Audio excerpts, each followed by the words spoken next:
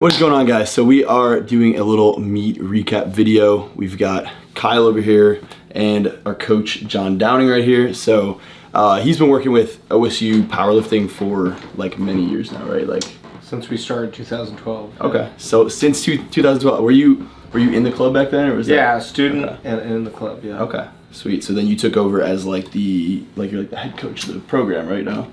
Yes, exactly. So since when, like 2016 or something? Yes, that's when I came back from.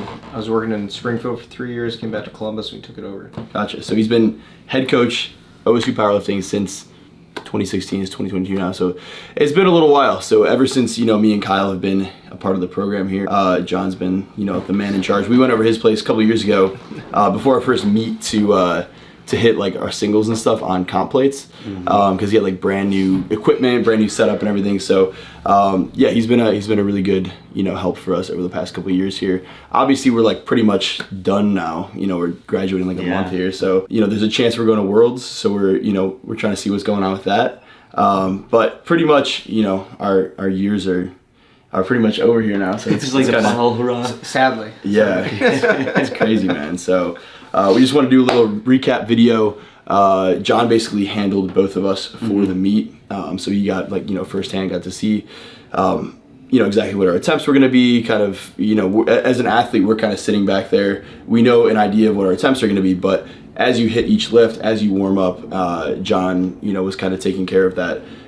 What's our next attempt going to be, so we could just kind of sit down, get mentally prepared for the next one, because some of these guys go out there with like no handler, no coach or anything. You're just like frantic, you go up there, write down your attempts, and you got no idea what's going on. So it's good to have someone else there. So John was helping us out with that, and yeah. So essentially for meet day, I guess we can kind of break down my meet first. We came in. I think my openers were supposed to be 557 squat, like 358 bench, I think, and then deadlift was supposed to open at like 573, I believe. Yep. Which we did. We made some changes and stuff to that. Yeah, we did. So opener wise, we were coming in for a squat. Did we bump my squat up a little bit? We bumped all three. Okay, yeah. So we bumped all three openers up from what Josh, so our current like actual coach, physical coach, who's like helping us out with training from week to week. I wasn't really even aware coming out of a bodybuilding show a few months ago. Yeah. Wasn't really aware. Like my training wasn't 100% powerlifting, so I wasn't 100% aware of where my strength was at relatively. So yeah, and like I never recommend jumping openers, but if you're smart enough and if you have enough time, which is what was the most important thing, which was warming Ryan up fast enough to see where he was at, then with that 3-minute rule before a flight starts, it's always safe to kind of make that adjustment if need be. And obviously everything was flying. Yeah. Oh yeah, absolutely. And so I was very comfortable doing that. Yeah. But because we warmed you up fast enough to see it was okay. Yeah, I think the way that Josh had me kind of do my training this time was we didn't like do a traditional like peak where I have like a deload week or whatever. He was kind of intending it for me to have my heaviest stuff, gradually up to the meet. So the heaviest day I had was like 3 days out from the meet, and then like my heaviest day yet was the meet. You know what I mean? So it was like everything was like building up. It wasn't like I hit my top lifts a few weeks out or whatever, and then kind of like deloaded from that. So I think that was generally, we didn't really know yet. So we kind of had to react a little bit. So for the first attempt, we jumped 2.5. Yes, we jumped up 2.5 kilos on the opening. I think it was like 562 or something like that. Yeah. Like looking at it, like actually moved like super easy. Like probably could have gone higher than that. Like I think my second attempt like looked it's just like an opener kind of. I mean, as I told you during the meet, the hardest thing was you were doing so well. Yeah. That makes it harder to pick numbers. Yeah, I just had no idea, to be honest. Yeah, like that was the hardest part. And then we jumped up 15 kilos, 270 for the next one. So that was like 600 pounds, I think is what it was. Which I think that one moves like really well too. So I was super happy with that one. And then you bumped up another 12.5 kilos in the last one. Yeah, so you usually just jump like 10 keys like each attempt, right? But now you did like 15. He did 15, and then he jumped 12.5 kilos for me on the last one, which I think was like crazy. 623 or something like that pounds. It was really good number too. Yeah, I think that one worked pretty well. I might have been able to go like slightly higher, but I think that was a pretty good spot to be in, you know. So that definitely helped. I think that was kind of like the reach of what Josh wanted me to go for, right? It was like it was that, the reach. that 623. area. Yep. So he had me hitting like 615 or something like that. And we kind of things were moving so well. We bumped it up a little bit higher than that, and that worked out really well. So I think squat, I was super happy with. I think you hit 611. I think I hit like 618 or something like that. So okay. like a 5-pound PR on squats. So I'll take that. And then moving on to bench. So bench, we opened a little bit higher too, right? 370 pounds open on bench, and Josh wanted me to open with like 358 or something like that. So I think bench is the only thing that's I hit the same as I think as last year on bench. Like I hit 391 eventually. So I mean, yeah, and like we talked about this in the back room, but a lot of times with bench, it's the one lift, unless you're a bench specialist, that you can like lose kilos. Yeah. So we wanted to move your opener up so that we could do like simple 5 kilo jumps. Yeah, I think bench wise, I was just like, I just need to make sure I hit something decent. It didn't have to be like anything crazy. Yeah, we just didn't want to set you back. Yeah, like if I went for like 401 and I missed it, like, you know, what's the point of that? I might as well at least hit the weight. So we ended up hitting 391 on the third attempt, which was 177.5 kilos, and that was fine. It was doable. Probably couldn't have gone up too much higher on that one. I think that was a really good spot too. And then deadlift, this was the fun part, right? This is a really interesting one. So I think I jumped your opener there at least 5 to 7.5 kilos. Yeah, I mean I was supposed to open like 573, and I think I opened 589 then. Yeah. And yeah, like I think I was telling you in training, I'd only hit like 615 to 620 was like the top I was hitting in training leading up to that point. And honestly, I just started deadlifting again like maybe 2 months ago. We also talked about how well you were working on like bracing better with the setup and how you started. That was the biggest factor was before I was telling John I would just do like the strong man. I like roll it out in front of me, try and roll it in. It's just like bent over for like 10 seconds. It's just so inconsistent, right? Because it's terrible. Don't do that. Yeah. Not efficient. And I should have noticed people like John Hacker, like bracing at the top, getting ready for it. And I saw so many people do it, and then someone, Professional Week guy. Have you heard of that guy on Instagram? So like he was telling me like all these deadlift tips and stuff. I was like, you know what? Why haven't I been doing that before? So I tried that randomly in like my last week of deadlifts before the meet, and then everything just started like moving a lot better. It just goes to show like how important technique is. Yeah. Oh yeah, especially in powerlifting, you're trying to move the most amount of weight possible. Like, you can just muscle it up sometimes, but I think the technique can make a huge difference. So I think my second attempt was super easy too. Yeah, it was. Second attempt was, so second attempt on dead, we went 285. Yeah, that one was like that was easy. It was like 625 or something like that. And I'm happy with that because it was 628 because I missed that on deadlift last year in what's it called, doing sumo. Just sumo just didn't pan out for me too much. So not meant for you. Maybe not. Do you pull sumo? I do. You do? A lot of the middle classes pull sumo. Yeah. Okay. Yeah, it seems like all those guys are just pulling crazy weight, like Newell, 777 or whatever. Absolutely insane. And you got this kid over here. Yeah. This kid. Yeah. And then so the last deadlift we jumped 20 kilos. So what was the strategy on that one? Because I was like, that was like foreign territory. I've never hit 300 kilos in competition. So like, where'd that come from? It was just. So one, I thought it was definitely there. That's the first thing. Yeah. Second, it was to put you in a position where a lot of people were above you. Because we were supposed to go 300 kilos first, right? Yes. You had it marked in as 300, I believe, which is 660. But we changed it because it could. You were stuck in the position you were at. So no matter if you got it, you were stuck where you were at. Right.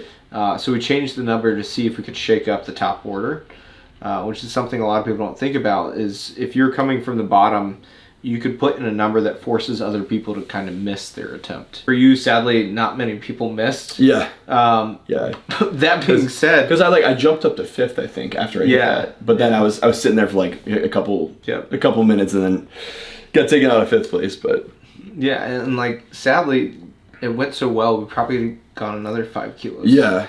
Honestly, that one we went 305, so you bumped it up to try and get me into 5th place.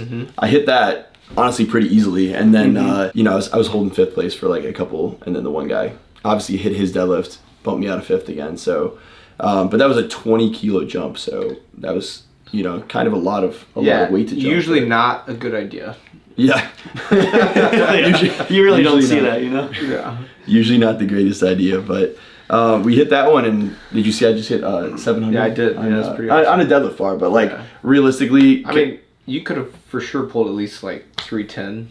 yeah, like realistically, like I feel like I probably could hit that on like a stiff bar too. Yeah, for sure. Honestly, which is crazy because I wasn't even thinking 700 deadlift was anytime soon. Yeah. Like that's just like. That's crazy. Just changing up my form a little bit, all of a sudden the deadlift just unlocks. Like, yeah, it just feels way better, like out of nowhere. So I guess I should have been doing that like a little bit longer, but It's all right. you know, I waited till, you know, a week out to change any form issues. But yes, that pretty much wraps up my meet for the 110 class. So what was your total? So total was 765. I weighed in at like 232 pounds that morning, so I was kind of like on the lower end of the weight And class. you crushed last year's total. Yeah, 1686. last year's total was 732.5, which it shows you that on like the board over there. I was like, wait, I hit 765 this year, so apparently I beat last year's total by 32.5 kilos. So You're coming off a show, which is quite incredible. yeah. I mean, I'm super happy. Like, I mean, it's been 4 or 5 months, but it's like I'm happy I kind of beat my strength progress from last year, and I think it was a good change up for me. You know what I mean? Just changing up training and stuff like that. So yeah, so that pretty much wraps up my meet performance for Collegiate Nationals 2022. Overall, I think it was a really solid meet for me. Obviously my best performance yet. Bench, obviously not my greatest bench of all time, but you know it happened. We got it, and you know went 9 for 9 on the day. So I was happy with that. So we'll see where the strength goes in the next couple of months, because I'll keep doing strength a little bit, but obviously my goal now is just to gain muscle mass and like hypertrophy and just get big, man. So that's kind of the goal from here. We can break down Kyle's meet performance too if people want to stick around for that. It's pretty interesting. Quite the entertaining, to say the least. quite the entertaining story. I'm still in shock, to be honest. Like, it really hasn't set in. Kyle's the guy that like the weight class gets the weight class gets bumped up a little bit, but he still weighs in at the exact same as it was before. Yeah, literally weird. Like At McDonald's? At McDonald's, yeah. This kid loves McDonald's. Like It was like just pancakes though, like pancakes and hash browns. So I was like, try to get as much carbs in as possible. I was feeling really good. The heavier, like the guys who like lift heavier, like they'll usually go last in the flight. But for whatever reason, this meet it was set up where they put those people first. Yeah. Or I guess they spread it out. They put it on multiple platforms. Yeah, so it wasn't like all on one condensed platform. It was more like just spread out against the two. And I'm sitting down there, you know, I think I had like 40 minutes usually. And John's like, Kyle, you're up in 8 minutes. I'm like, there's no freaking way, right? Yeah, He's like, you get your stuff on right now, you come to the warm-up platform, and we gotta go. I'm like, fully clothed right now. I'm like, whatever. Put the headphones on, I get like my sleeves on, and I go warm up. how many minutes did you have? I had 8 minutes. 8 minutes, okay. 8 minutes, and I was like 4th or something, right? But I get ready. I don't even stretch. I just go cold turkey to warm up. I hit like 167 for 2. And that was it. And that was it. And then 30 seconds after I hit my last warm up, I go hit my first attempt. Like, I'm shaking after I sit down in the back, and I'm just like shaking. I'm literally like heart's racing. I'm out of breath. I'm like, what is going on? I thought right then and there, I was like, this meet is so chalked. Like, there's no way I'm gonna have like, a good rest of the meet. But like, and these meets are long too. They're like 5-6 hours. So if you're starting your meet off with like a bad mindset, like, so I was like, I can't be like upset with that right now. It's moved very well.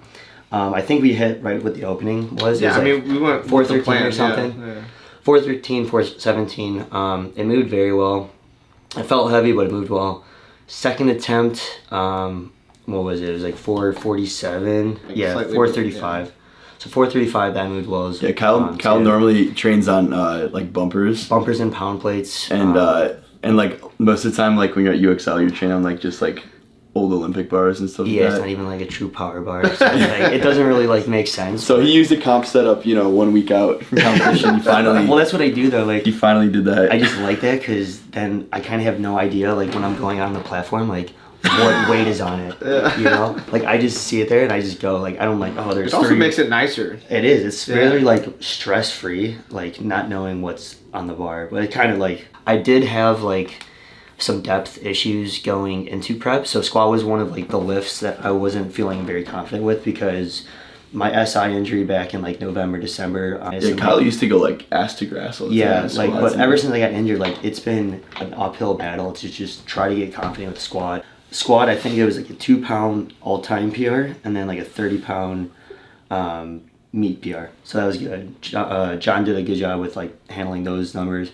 It's pretty self-explanatory for squat. It's just, you know, just see how it moved and it moved well. So what happened on bench here? Yeah, so bench, moved to bench. Finally got, I think my warm-up was kind of chalk too. Everything was chalk for this meet. No, you had a lot of warm-ups on bench. It's just yeah, it's just like it wasn't like the weight that I hit in the gym, so it's kind of off. But like you had to adapt. But to be honest, I had no clue what was on the bar for bench, like all 3 attempts, because I thought my third attempt was like way higher than what was on it. But first attempt, it moved well. I looked at the video. It looks like they made me hold it a little too long. They did, yeah. And I think it was because like some elbow lockout issue. They're making you hold it at the top, right? Yeah, like before, like usually for bench, like, you have to have both elbows locked out before they give you the down command. And I guess they just weren't like locked out. So I was up there for like 7 seconds. I was like, what is going on right now? Or at least it felt like 7 seconds. Yeah, it probably wasn't. But is that how most people are? They don't want to know what weight's on there? Or I prefer that. I prefer that too. For your own performance, you prefer that, or for your athletes? For everyone. It's kind of like you're clocking in to do your job, right? Like, don't need to know what's on the bar, just go lift it. See, I kind of like to know. I like to know because then I can like get it in my mind. Like if it's something I hit before, I'm like, oh, that's easy. Like I've hit that before. You know what I mean? So that's like, you know, on the deadlift, I was like, I did the math real quick. I was like, wait, 672. I'm like, wait, I actually haven't hit that in a while. But I mean, that's where I could see it can kind of get you. Only one that I knew what was on the bar. Yes, we hit 127.5, 132.5, and then my third attempt, I think looking back, it was 303. I failed that attempt. So how do you feel? How do you feel 303, man? That was because I was completely off routine, right? So usually in the gym, I'll unrack, I'll take a big brace, and then I'll go. For whatever reason, the third attempt, I braced, unracked, didn't even brace again, and went for it. And I just think like I lost that tightness, you know, holding my breath that long. So I was kind of like very upset because I think that dug myself into like a hole. I think I was like placing 4th or 3rd going through bench, and then I failed that third attempt, and it kind of pushed me, you know, out of the top position. Let me know what I need to hit and I will get it done. And I remember going and sitting down and I was like staring at the deadlift bar, or the bar like for deadlifts warming up, and I'm like, I'm about to like do something crazy. Like I was telling Ryan too, like I was just so fired up, right? So warm-ups for deadlift, they go super well.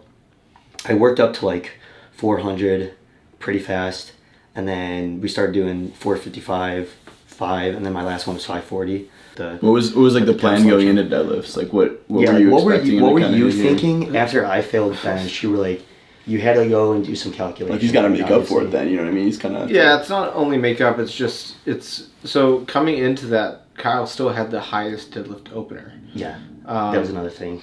Which, sadly in powerlifting, it's great if you squat well, it's great if you bench well, but it's all about deadlifting. Mm-hmm. Because that's what determines the end of the meet. And so, like, you hit your first one, you smacked your second one, looked great. Yeah. And the guy that was against you jumped 20 kilos, which is what set everything off. Yeah, what happened was he was pretty much secured in first, and I was secured for second place after the second attempt.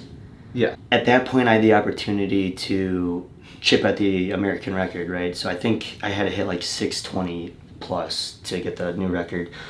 So we were pretty set on that, and we're standing in the back. John's looking at the scoreboard, and he's like, if you put 17.5 kilos on your third attempt and you hit it, and the guy before you, he misses it, you not only get the record, but you get first place. And looking back at the videos from the first and second attempt, we're just gonna chip at the record. Like, I don't really feel confident, nor do I feel strong.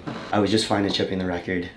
John doesn't say a word. Yeah, because I would have been pissed. Yeah, I could tell. so Like, John didn't say anything. I was like, chip at the record. He's like standing in front of me, doesn't even look behind me. 5 seconds later, I'm like thinking through my head. I'm like, I will never get this opportunity again. Let's just send it. Well, so you were you're gonna get second place. I was gonna get second place, right? yeah. So it didn't matter like kind of what you did, right? Based on if the guy before me was gonna hit his third, right?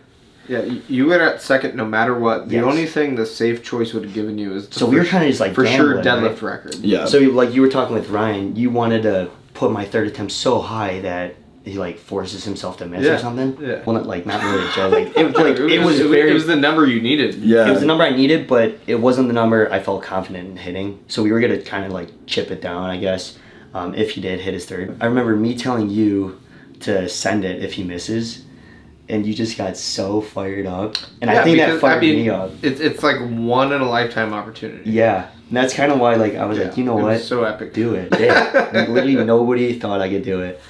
You'll have to tell your point of view, like from the stands with like Jake and Ryan, but yeah, I mean, like even like what was it, 601 you hit or whatever? Yeah, like, it moved all right, but like, But it was shaky, I didn't too. think he had like another 39 pounds in him or 38 pounds or whatever. Yes, 'cause on that specific it was day. a 17.5 kilogram jump for the third attempt, which is like something you did. You did 20, right? Yeah, but Yeah. your weight class, that's huge. Yeah, that's My weight class insane, is yeah. huge. I remember I was just standing in the corner with my music on. John's looking at the board, and John looks over at me, and he gives you the finger, get out there. Right then and there, I'm thinking to myself, like, holy shit, what is going on right now? I remember I literally get up to the front, the bar's loaded, I put chalk on, I literally look up, you grab my headphones, and you toss me out there. I was so fired up. There were so many people screaming, like, and To add like, 38 pounds, it had to be perfect. like the commentators, like, they were like, oh, I don't know if he's got this. I mean, You know, people like, I think Shaw and Jarrett, like, were like, everyone was "No doubting way." a little bit, man. Everyone was doubting a little bit. I mean, I was doubting myself. I think we all knew, like me and like everyone who trains with you regularly, we know you can like pull a lot of weight. And usually he trains like very sub-maximal. You know what I mean? So he'll like pull something, or like we're like, dude, put some weight on there, man. He's like, and it's The like most I pulled in the gym was 615. I'm like, and like to be honest, like I didn't even know that was possible. Had you missed it, you would have not gotten the American record. Right. However, I mean, I would have pissed off had he not gone for it because like it's a huge opportunity. yeah. Right. So would you rather have the record or like just go for the record and first place too? It's Yeah, like, But you might like as at the well, like- moment, I was like, Yeah, so Kyle got first place overall. in First his place class. overall. I got sixth place, but you know, still had my best meet to date, and you know, I got a lot of confidence going into you know whatever strength things we do next, and I think everyone's fired up for the team next got thing. second. yeah, so- team got Team second overall. overall. A lot of guys did really well. Jeff pulled it together. I just put it in my video. Jeff pulling his last deadlift. So you got Who was that second. younger place or that smaller guy? Yeah, who else got first? Who was that? Yeah. Tomo. Tomo. Yeah. Tomo pulled himself together too. Two first places. We had one second place, and it put us like pretty far ahead. I don't even. It's crazy. We have probably over 100 people in the club at least, right? Or close to that. Or? We actually had 200 sign up and pay dues this year. Oh wow. Okay, so gosh. the club is pretty. And we're just a club. We're not even like funded. No Yeah. money. Literally no money. That's just pure passion at Ohio State. The OSU Powerlifting Club runs pretty deep here, so that'd be insane. So based on our second place team placing, what does this mean for like worlds and our getting into worlds and stuff like that? Yeah, so obviously a huge split with the USAPL and the IPF this past year. But for Collegiate Nationals this year, the IPF still said that they were going to pick from the top 2 to 3 teams.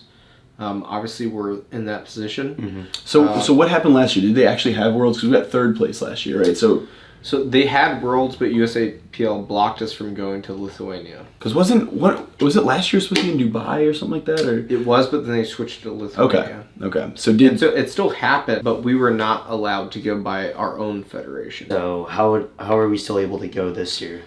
Because since Collegiates is such a big meet, the new federation, which is Powerlifting America, didn't have enough time to set up a new meet.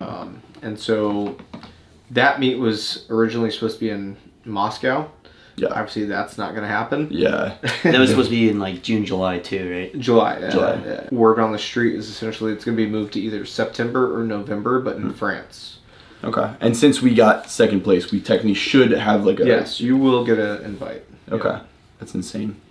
So are we gonna try and bring everybody? You mentioned just seniors going, or because there's like some weird thing where if you go to Worlds, then you can't compete at Collegiate Nationals next year. Well, it's more of if you did Worlds and you switch back to USAPL, then you try to do Worlds again, you'd be blocked for a year. Gotcha. So it's more about like if you want to do Worlds, the opportunity's still there. But then if you would say want to have another team do Worlds in a year from now, some of those people might be blocked from doing it. Yeah. Well, I'm definitely going. Yeah, that'd be insane. You gotta stay the same weight, bud. What do you mean? I'm fine with that. Well, that's the big thing too. Is you got to go back to the IPF classes. Yeah. So what would I go? 105. 105 or yeah. or 120 or 105 or 120. yeah. And then I'd go to 66. Yeah. But the big thing with this meet is this one should be all world records for university lifters. It's a huge meet. Yeah. We got that to potentially look forward to. You said there's like a decision like in a week or something like that. They're looking at making about Worlds. Yeah, I'm gonna have some phone calls. Okay. Got some phone calls to make to figure out exactly what's going on with Worlds. So we'll keep you guys updated with what's going on with that, because obviously I'm transitioning back into some more bodybuilding style training. I mean, strength is still going to be obviously. I always have fun doing that, so we're still going to be pushing that and stuff. But figure out what the actual plan is from the Collegiate Worlds this year, and figure out how we start training for that, start preparing for that. So that'd be awesome, especially in France. Like really would that be like Paris? You think, or Close. that area? People like their cheaper venues, you know. Yeah. Like we were in Chicago. We were Lombard. Yeah. Just outside of Chicago. So we're gonna wrap up this video right there. So it's kind of gonna be a longer video. I'm gonna try and chop this up a little bit and make it a little bit shorter. But thank you to John for coming over and giving us some input and all the help, handling and coaching us throughout the past couple of years. So make some decisions about this whole Worlds thing. We'll figure out what's going on, let you guys know, and hopefully we can adjust from there and figure out what training is gonna look like, and then we'll be with John for one more period of time here. Yeah, one last tour. Yeah. So Hopefully. that's the goal. We got about a week to find out what's going on. So yeah, thank you guys so much for watching. Hopefully you guys enjoyed the little series that we did going into powerlifting meet. This is like the last big one for last Collegiate Nationals ever for us, pretty much. So so thank you guys for watching. Plenty of content coming soon, and we'll see you guys in the next video. Peace.